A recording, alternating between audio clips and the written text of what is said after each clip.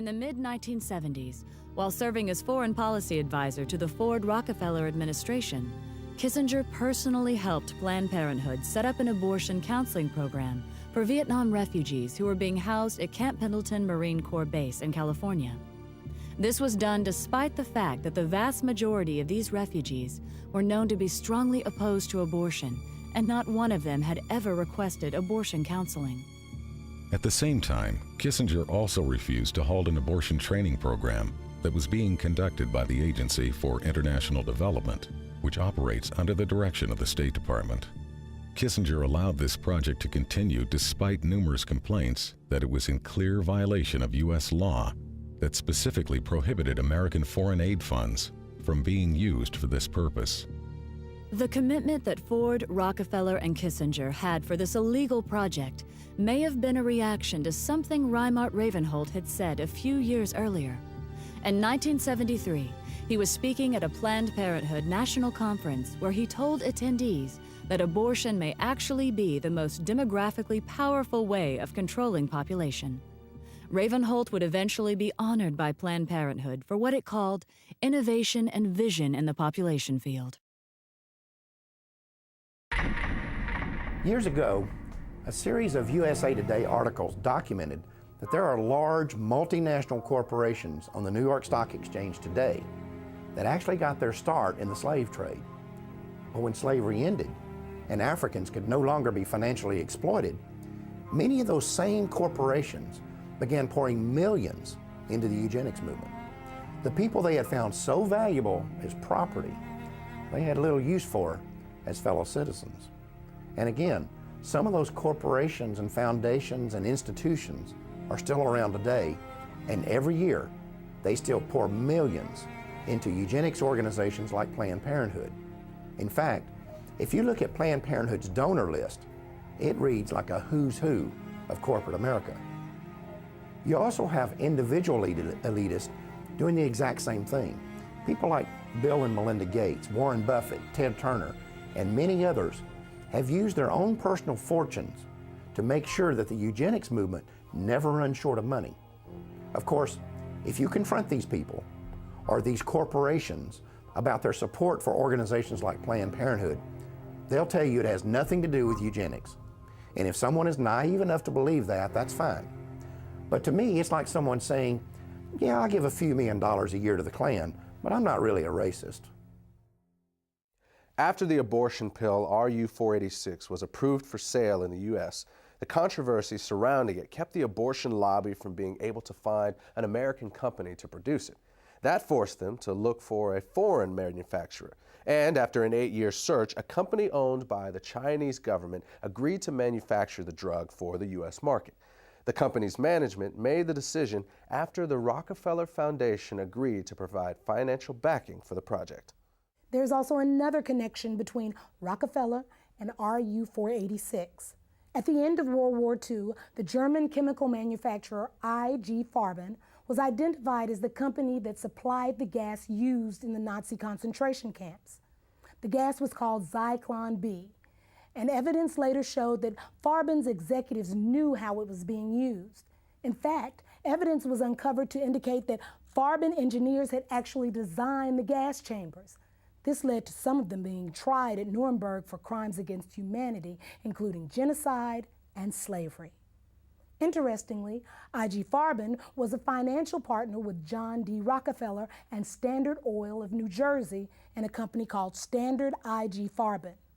In addition, within 3 months after Hitler came to power, the publicity director of Rockefeller Foundation and personal advisor to John D. Rockefeller, a man named Ivy Ledbetter Lee, was assigned the responsibility of directing public relations for IG Farben. After the war, IG Farben would change its name to become known as Hercht AG. Today, Hercht is a gigantic multinational corporation with subsidiaries all over the world, including the United States. Ironically, one of Hercht's subsidiaries, Rusal-Yuclof, is the French company that developed RU-486. In other words, the same company that produced Roe versus Wade case. 26 million food stamp recipients is more than the economy can stand. You can start immediately to eliminate the barely educated, unhealthy, and poor segment of our country. No, I'm not advocating some sort of mass extinction of these unfortunate people. Crime, drugs, and disease are already doing that. I am not proposing that you send federal agents armed with Depo-Provera dart guns to the ghetto. You should use persuasion rather than coercion. Our survival depends upon our developing a population where everyone contributes. We don't need more cannon fodder. We don't need more parishioners. We don't need more cheap labor. We don't need more poor babies. 2 days after being sworn in as president, Bill Clinton issued an executive order that allowed federally funded agencies to refer low-income women for abortions. He also directed that American dollars could be funneled to organizations that promote abortion in foreign countries. The Aid to Families with Dependent Children program is the worst boondoggle ever created. When a sullen black woman of 17 or 18 can decide to have a baby and get welfare and food stamps and become a burden to us all, it's time to stop. Dr. Edward Allred, abortionist, 1980. Edward Allred is the owner of one of the largest chains of abortion clinics in the United States. Not long before Allred made this statement, the Los Angeles Times had reported that his California facilities were handling referrals made by Planned Parenthood. Even as late as the 1960s, the wealthy elite who made up the eugenics movement never tried to hide the fact that their agenda was driven by financial considerations as much as it was driven by the desire to create racial purity.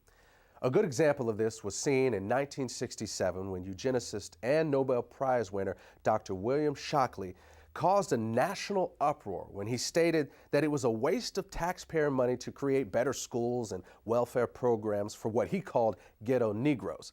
He claimed to have research showing that people of African descent are genetically inferior to whites in intelligence and simply not smart enough to take advantage of programs designed to help them. To save taxpayer money, he proposed that the U.S. government implement forced birth control to lower the reproduction of the inferior classes and then issue certificates to become pregnant that would be sold on the New York Stock Exchange. Shockley was a National Committee member of Planned Parenthood and a featured speaker at least one Planned Parenthood conference. When Florida abortion clinic owner Joyce Tarnow appeared on a local talk show, she gave the following reply when asked what America should do to help impoverished nations that are facing starvation or other natural disasters. Time is running out for us. In 1968, Dr. Paul Ehrlich wrote The Population Bomb. And in that book, he stated a thesis that what we should be doing is helping those nations that have a reasonable chance of being able to produce their own food supplies.